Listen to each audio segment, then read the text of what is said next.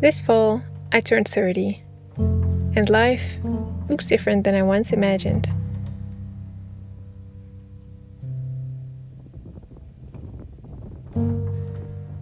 I heard someone say that one of the hardest parts of growing older is grieving the version of yourself you thought you'd become. The one living the dream you once pictured so clearly. Letting go of that vision or watching it drift somewhere out of reach is its own kind of quiet heartbreak. Still, I believe there's time. Time for change and new beginnings. Time for small shifts that ripple into something bigger. And there always will be. It's not tied to age. But some choices are irreversible and do close doors. And life is too short to just try everything before deciding what fits. Saying yes to one thing means saying no to 100 others. And so the question becomes, how to choose the path in life worthy of our precious yes. Hi, I'm Shanti, and I'm traveling through Europe with my husband Luke and our campervan Pebbles, trying out van life and YouTube for our 1-year sabbatical.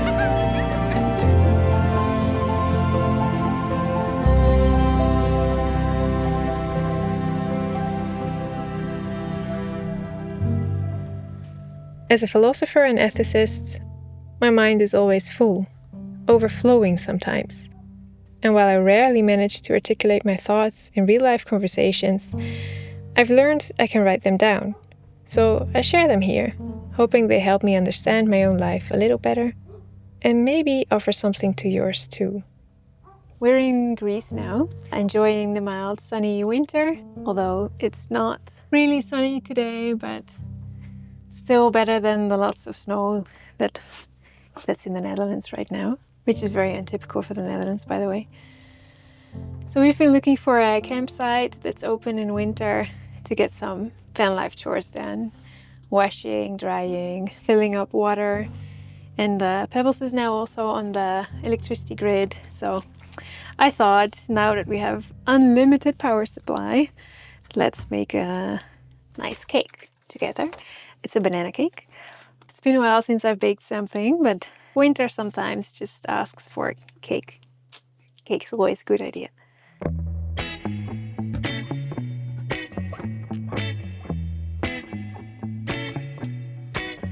So on this trip, I was hoping for clarity.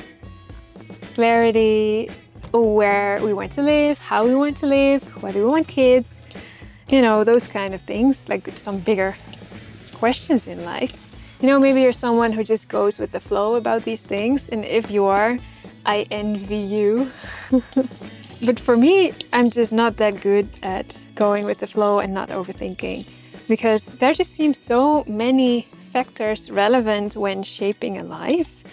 I mean, joy, purpose, money, risk, meaning, sustainability, and of course the huge question of, if I choose this, then what am I letting go of? What can I inherently not choose? I mean, you cannot choose both to have kids and not to have kids. I mean, you cannot experience both of those things in life. It's either one of the two, or you would have to be co-parenting or doing something part-time. But in principle, that's probably not what people from the start were aiming for. Sorry if that was inaudible. Bananas. So yeah, it gets overwhelming fast. But living on autopilot isn't exactly fulfilling either. Van life definitely does get us off our autopilots. Routine just doesn't work here because every day is different and every day requires new decisions. Is our water and power supply enough for another few days of the grid? Or what can I make from what's available in the grocery store? Where even is a grocery store? Van life requires creativity and flexibility in navigating new cultures, people, places, weathers. It's fun and exhausting, almost to a point where you start to long for some predictability, something familiar. So that's why I'm making a banana cake. Also the predictability of routine. Routine can be mundane and really a grind, which is why many people think we are living our dream life at the moment because we're not bound to routine. But honestly, routine is also a blessing. It's also something people just need. At least in my experience, I like to be not continuously actively deciding what do I want today, where do we go today. It's also just nice knowing I'm going to the office and I'm going to do what's in my agenda or what someone else put in my agenda, and I don't have to think about it too much. And if every day looks like that, yeah, I don't enjoy that either. But there has to be a balance. And for now, I think the balance is too much towards routinelessness. But I don't just want routines for the sake of it.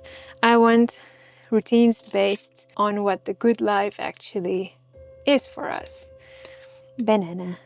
Kept the one decorative banana for later. And I'm really proud that I didn't crush it with the rest of the bananas, because I've done this recipe so often, crushing all my bananas and then being intensely sad that I didn't have my decorative banana anymore. But now I still have it. Very proud.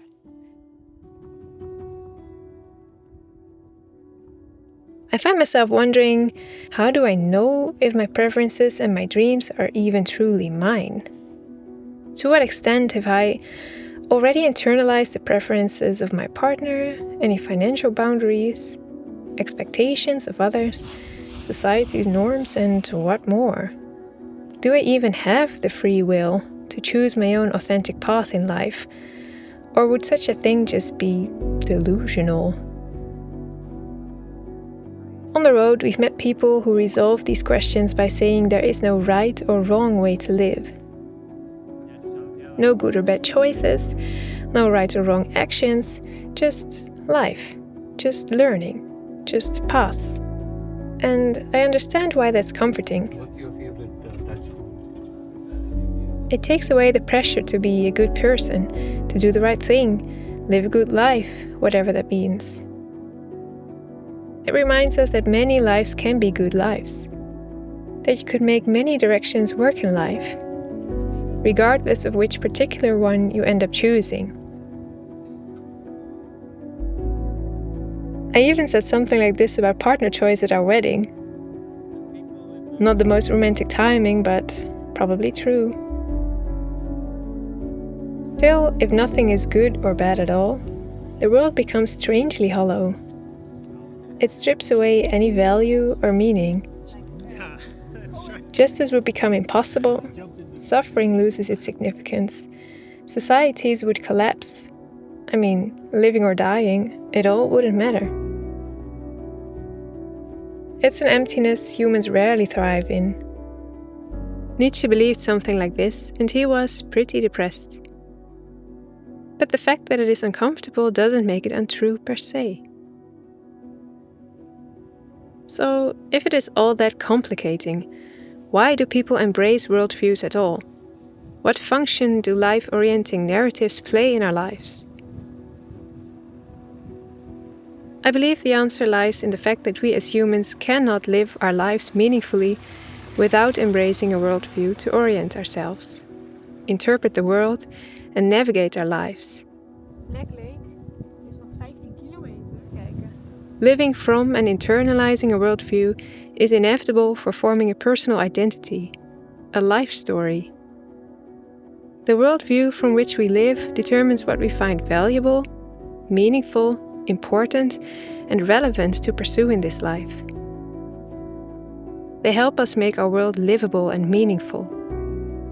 As humans, we have no choice but to embrace the story to live our lives. But experiencing the extent to which just surroundings and context play a part in that is an uncomfortable realization. We don't get to choose where we are born and raised, but for the parts in life we do get to shape ourselves, I think it does matter what we choose, what we think and believe, and how we behave when no one's watching. Cultures, philosophies, faith, intuition, and experience will probably ever keep reshaping what good and bad means to us. But the bigger picture, that these things exist at all, is something many of us quietly share. So, do you recognize this feeling that you fear not living life to the fullest? I have this fear constantly, to be honest, and it's draining. Somehow I grew up learning that living well means being successful, self-improving, optimizing, developing, growing, planning, working towards things, as if life is a project that has to be finished, you know? Looking back at your sterfbed, how do you say this? Looking back at your life when you're old and thinking, oh, this was a fulfilling life. I'm glad that I chose the things that I chose and that I'm thankful that it went this or that way. I mean, who doesn't want that at the end of life?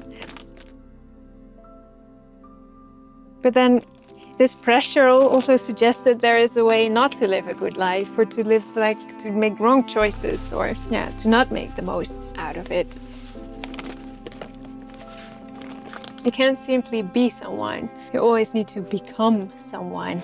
And of course, every life needs some sort of direction, because in order for life to be lived, it has to be lived in a way. What surprises me is that figuring out how to live life is something that's not often talked about. You know, even though all human beings need to do this, need to figure this out, it still seems to be a rather lonely process. Don't know if you feel the same. Well, I'm thinking, is everyone just so perfectly aligned with what they want in life that they don't need to think about it anymore or talk about it anymore? Are people just too busy living their lives or surviving their lives maybe that they don't have the time to actually think about why they live it in a certain way? Ooh, maybe we should add some cinnamon. It's not in the recipe, but I think it's a good idea. Usually the bed is not made like this, it's just a table. So then the access to the drawers is a bit easier. But for now, I don't actually know why we did it this way.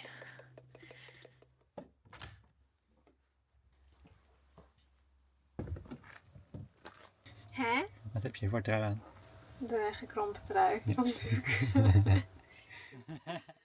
In the end, everyone has to answer the inevitable question, how should we as human beings live in this world? If you have the answer to it, I'd be happy to hear it. Because I don't. Or I don't know, I have a direction in mind, but the longer I think about it, the more confusing it gets. You know, when once as a farmer's son, you became a farmer, and as a Christian's daughter, you became Christian. Nowadays, virtually endless possibilities are available. And this sounds liberating, but to me, it rarely feels that way. The more options I see, the more I tend to become indecisive, the more I tend to overthink, the more I fear making a wrong choice or regretting choices later. While friends and family, this is a confusing part. People on the road or strangers we meet, people on social media maybe even, think that we are enjoying every moment to the fullest and that everything is aesthetic and balanced. And it's a strange contrast to feel that it's not at all like that. Or, well, it's not super depressing either, but it's not just a dreamy van life. We're also just facing some Pandora's box of existential insecurities and life lessons and processes that are unfinished, that we really want to finish, but probably we're not gonna make it before the sabbatical is already over and we need to head back to the Netherlands for our jobs, and then we're out of time. So that's a bit stressful. It's just easier to close this box and not think about it anymore. That would be great. But I'm also not that great at lying to myself. I know I want to figure it out, but what a process. And I want to be real and authentic, offline and online.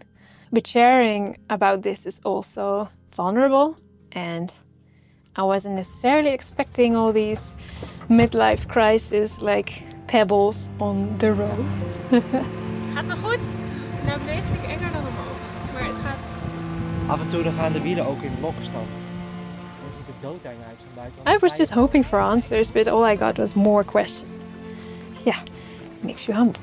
Maybe that's a good thing. Still, I'd like to get to some more concrete stage of this search.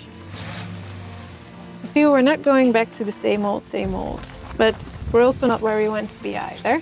And it just feels super scary to cut ties or, burn the bridges behind you while you're not really sure what is going to replace it all. Maybe it's not even necessary to burn the bridges behind you to lead a completely different kind of lifestyle compared to, before you had all these new insights about living tiny or living sustainably or living in community. The messy journey of figuring out how to exist while also existing is maybe what Aristotle meant when he was talking about the virtue of the middle. A life in the middle is not the hopeful beginning, and it's not the admirable end with results. It's the uncomfortable gray area, the area where nothing is quite right, where we muddle through, where we doubt, where everything is barely balancing, where choices are sometimes just good enough for today. And I think the unglamorous middle is exactly where the growth happens. Let's pre-warm the oven. Ta-da! But it's rarely talked about. I mean, how often do we see happy announcements of new beginnings or proud announcements of achievements in people's lives, and we celebrate it and we're happy for each other. But the process in between, I don't know, everyone just figures it out alone, or at least more alone than what's helpful in my view.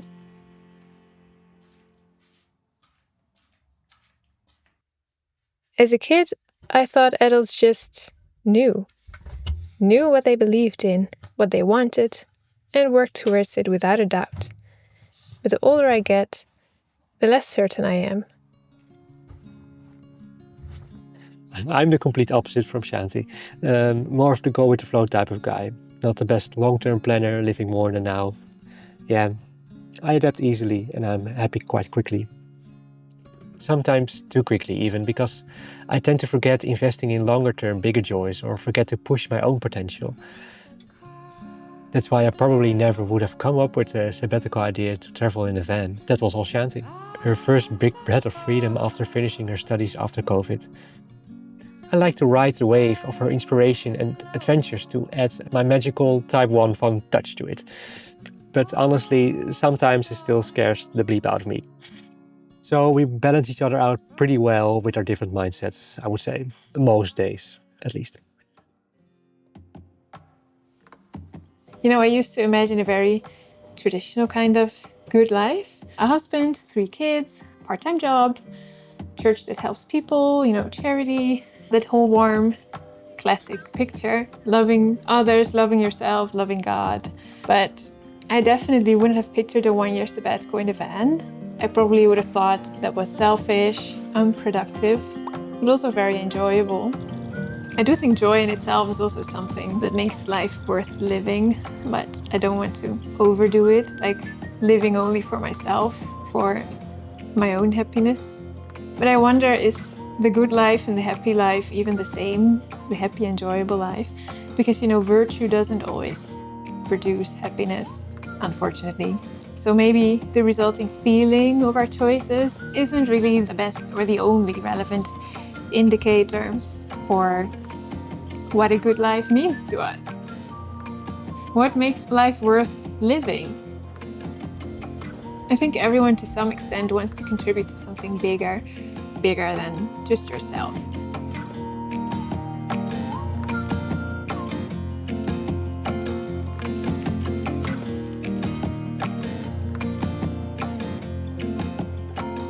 Somehow life feels less meaningful when being on sabbatical. Like being unproductive is kind of unsettling. Although the type of productivity that I used to have in my work or daily life, I've always doubted the usefulness of that too, the meaning of that too. So eventually anything can become meaningful or meaningless, depending on how you do it, maybe. I don't know, I'm just rambling now, not scripted. Even something as dreamy as traveling for a year in a van, is that justified and meaningful when we could have also donated our time and money for charity? Who can say? And what about making YouTube videos for a Google platform that's probably harming our privacy in ways we can't even comprehend, using more and more data centers and energy with the goal to get people glued to their screen just to sell ads. It gets complicated. The more you learn, the more factors there are to consider, the more overwhelming any choice becomes. And hello, decision paralysis. I know that many people will probably look at us and think, oh, they're living the dream, traveling for a year with a campervan, double income, no kids, great phase in life. True. But eventually happiness doesn't come from where you are, what you're doing, the amount of money that you have, your circumstances, although there is a bare minimum baseline, I believe, that of well-being to be able to thrive as a human being. But if you have a feeling of being unsettled in life or not knowing what you want, a sabbatical won't fix it, traveling won't fix it. What it does, the sabbatical, is it confronts you even more with the problems that you already have, because there are hardly any distractions. Maybe it also depends on the type of sabbatical. We meet people on the road, but not too many. We don't go like big cities and festivals, mostly nature, and that's a nice reflective space, but can be confronting as well. It's also hard to share about these processes because you want to have a positive story, You want to come to some sort of conclusion that, oh yeah, take a sabbatical, it will be good for you. But honestly, I don't know. Maybe a year sabbatical is too long or too short. Maybe we're just in the dip and need to get out.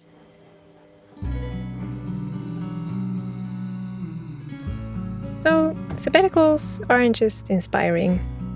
They're confusing too. Sometimes I wake up with a pit in my stomach because I know I'm not where I want to be yet. It feels like standing at crossroads with no signs. Choosing one direction feels scary, but choosing none feels even worse. Sometimes I catch myself thinking I'm wasting my best years trying to figure it out, while others just seem to get it and go for it. Sometimes I even feel too old or too tired to chase any dream, feeling somewhat guilty for dreaming at all. Others would be grateful for what I have, right? Am I overthinking? Or am I finally just thinking? And then there's also the whole hardcore not good enough vibe online, on social media. Because social media always shows people to you doing it better, more authentic, more extreme. And all this comparing with one another messes with your sense of what you actually want.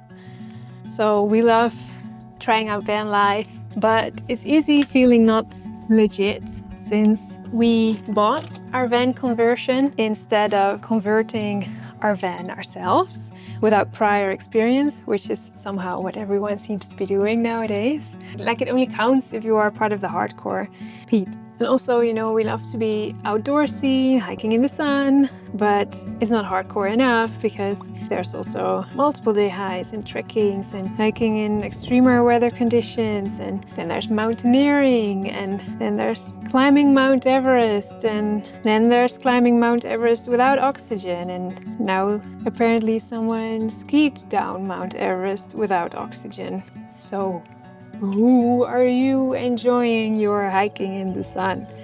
Ugh. Somehow it just seems it's not anymore about enjoying the life that you chose and the things that you like, just your hobbies and talents, but getting it better, higher, further. That's actually not what van life was all about. It all started with a movement towards simplicity, back to basics, back to nature, enjoying the simple things, the small things in life. Ooh, the cake batter sometimes tastes better than the cake. When life sucks, there's always banana cake, or just cake in general. Okay, you make your edits, Luke. Yes. Then you can have some cake. Ooh. No, not red cake, it's real cake. Oh, we were talking serious shit. Yeah.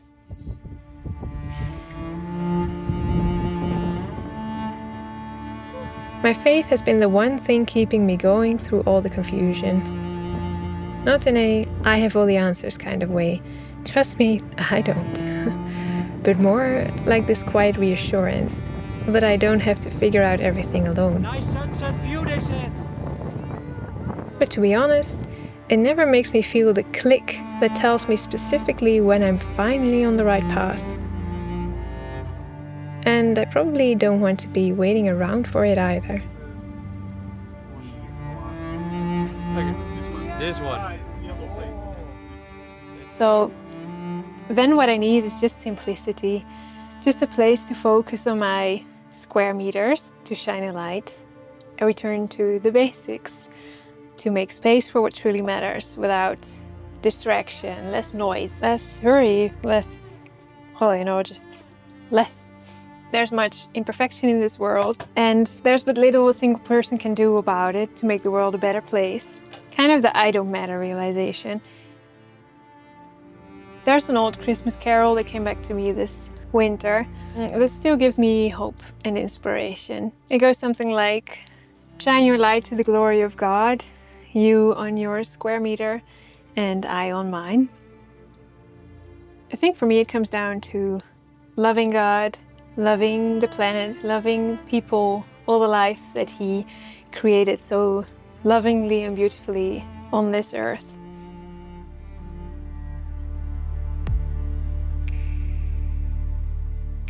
Could traveling with Pebbles be this place for us?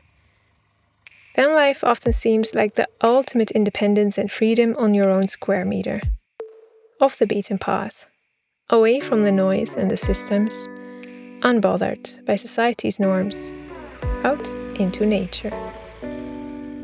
And to some extent this picture is indeed really true. I mean, with Pebbles off-grid electrical system and Starlink Mini for satellite internet anywhere, and our desk set up here for, we have 2 tables actually, 1 desk and 1 table, so both of us can work remotely on the road, so we could make this lifestyle work for us, but I'm not so sure yet.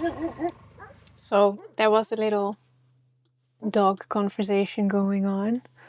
That's why I stopped the recording. They were also discussing how to live their lives. A lot of street dogs here in Greece, unfortunately. But these don't look too bad. Especially when summer ended, I noticed also how deeply dependent van life is. No diesel means no mobility, no power, no heating. Solar doesn't save you in fall or winter. In freezing temperatures, pipes can burst. And with geopolitical conflicts, fuel may become scarce overnight. So, van life's beautiful, but it's also based on the stability of the peaceful, industrialized, high-paced, noisy, busy, modern, polluting society that we try to get away from. Van life requires that there's food available at the grocery store, there's water at the public taps, washers, dryers, hot showers, sometimes electricity on the grid. The paradox is real. We still depend on systems very much as van lifers. It's not the same as the nomads of the past.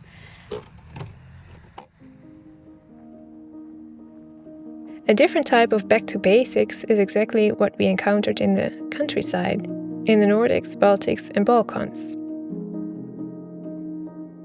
People working with their hands, building things, fixing things, growing things. They're connected to the physical world and the nature around them in ways I've never been. The locals chop wood, get campfires going in the rain, cook on them, forage, fish, build homes, switch between jobs or roles with the seasons. Life adapts to the rhythms of nature, rather than completely going against it.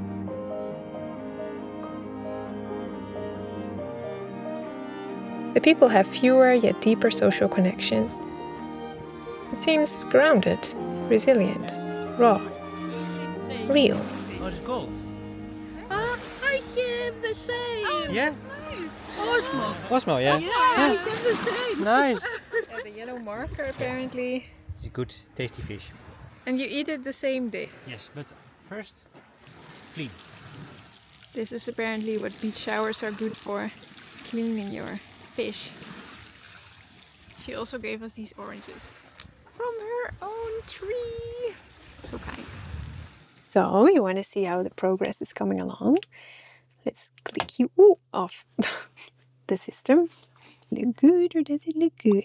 I hope it's actually not going to be too big because I don't have that much space anymore up there. It does need to lose some moisture, I think, so we should probably take off this. Wait, I cannot hold a camera and at the same time go about doing my life. How do people do this? I feel like a noob. I'll put you here. All right, so this is a little trick that I learned. You can take off the handle from pans, and then now it has a little hole, which is actually perfect for baking cake. The moisture needs to escape in some way, otherwise it will never get dry, or drier at least. Let's get you back to your dedicated spot. Whee! As a city and office girly, I quickly realized how few basic skills I actually have. I mean, I can hardly fix my own flat bike tire, which is super embarrassing for Dutchie, I know. We're lucky nothing in Pebbles has broken down yet, because Luke is almost as unskilled in practical things as I am, though he can fix his own bike tire and mine, which is why I can't fix mine. Do need to give him credits for that, but still. We want some more practical skills in life. And for those watching who are wondering, wasn't she vegetarian? Yes, that's true, but I make exceptions for when I'm traveling and for when I know where the food comes from. And this fish was super local, it was like there. It had a free and happy life, at least so I assume. By the way, Luke isn't a vegetarian, but in practice he is, because I'm the one doing the groceries and the cooking most of the time, so he's like a free rider vegetarian. Oh, you heard that? Yes. I thought it was just the camera and me, but you are... No. Do you have something to add? No, it's okay. I just heard my name. Oh, you only heard your name? Yes, But I've you heard didn't- people say they want more of you in the vlogs. Oh, but that's okay. I like this whole digital nomad thing. Yeah, It's, I can see that. yes, I mean... freeze in the winter is cool as a digital nomad. Yeah. And there's nobody, I think, in the Except summer. for a fisher. That's the best fisher ever. We miss home sometimes. It's yeah. Christmas time, so Mm. lots of time with family and friends. But Oh yeah, why don't you just film yourself? yes, no. It's a good vibe here in this time of year. It's the weirdest thing to see Santa and Rudolph the Red-Nosed Reindeer on the beach. And because it's so weird to explain this whole phenomenon of being in a sabbatical and also working, I thought of a way to visualize it better with power levels when Shanti is recharging from the sabbatical and when I'm recharging. It's really difficult sometimes to find a balance for me, but hey, sometimes it works out, and today it works out. I like it.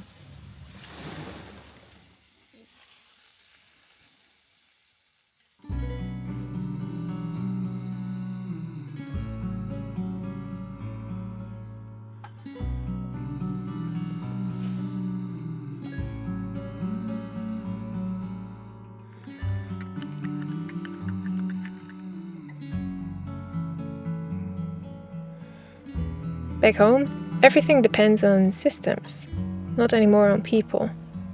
Electricity, supply chains, deeply specialized jobs, all but back to basics. A single skill exchanged for money, so we can buy everything else we need. A warm house, fresh food, and clean water supply. And I mean, this is just how economy works. And it's not wrong, it's just vulnerable. And with the world changing so quickly, I'm realizing that system vulnerability is becoming harder and harder to ignore. All of our square meters have become quite interwoven. I mean, you cannot even buy a pair of shoes or groceries anymore without involving yourself in the world economy and world injustices and yeah.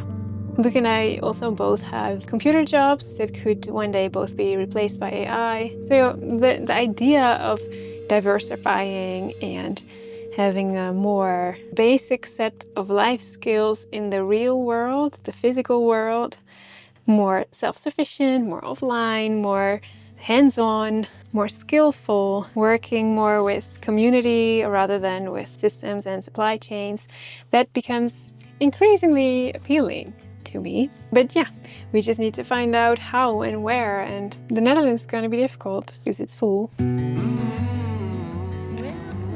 Well, look what the cat dragged in. So no, we won't be living on the road forever. We admire the people who do, but our path probably looks different. Maybe one day we'll build a self-sufficient little cabin with potatoes in the soil, a few chickens, maybe sheep, and a small commune. Something rooted and steady, while reappreciating being a beginner in life again. Learning a basic set of skills, as a jack of all trades and a master of none.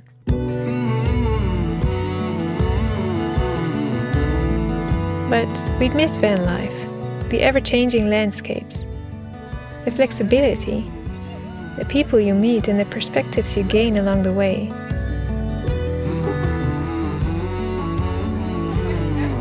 Traveling does force the mind to open up to new things, because we get out of our routines and autopilots. Maybe we could keep Pebbles besides the cabin, for occasional adventures and the simple joy of waking up somewhere new. But I want to love the process as much as the end result, otherwise it won't work. If I would just have to push through for some end result that eventually is the perfect picture, but the road there is just, yeah. Oh, maybe it's even going to overflow because we're not entirely leveled out. We measured it. We were officially leveled out at 0 degrees, but clearly that's not true. Here's another reason why you want to be parked level in a van if you're baking something with fluids. Anyway, it's getting dark. Fellow vanlifers actually told us that the jack of all trades saying is widely misunderstood. Apparently it has an ending that is often left out, but it completely changes the meaning of the saying. So it goes something like this: jack of all trades and master of none, though oftentimes better than a master of one. How interesting. I want to be a jack of all trades. I want to know how to start a campfire in the rain. I want to know how to fix not only my flat bike tire, but also my van if it breaks down. I want to know how I could grow my own vegetables in my garden and have these chickens and sheep. Why not? If all goes to I won't know. No, it's not smart to say these kind of things on YouTube because you'll get banned. If all goes south, then who needs an ethicist? People working behind a laptop. Yes, we learned something. I mean, we need people that can take care of themselves, that can look after each other, that can sustain a life worth living. So the cake is already baking, but it's probably taking another hour. Let's just chill for a bit in the meantime. Ugh.